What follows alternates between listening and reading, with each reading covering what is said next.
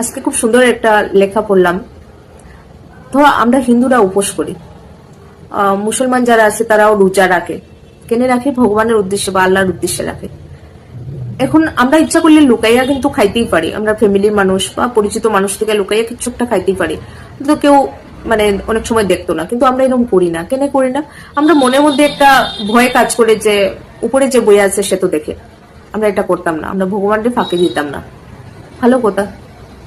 কিন্তু আমরা যখন মানুষের ক্ষতি করি, মানুষের ভালো মানুষের পিঠ পিছনে ছুরি বোয়াই বা কারোর মানে প্রাপ্য জিনিস থেকে তারে বঞ্চিত করি, তখন আমরা একবারও মনে হয় না এই কথাটা যে এটাও তো ভগবান দেখতেছে উপরে বইয়া, এই জিনিসটা করা ঠিক না।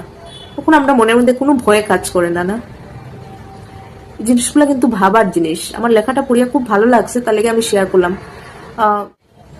ভয় পাইলে তো ওইটারও ভয় পাওয়া উচিত। ভগবান তো তাও দেখে না।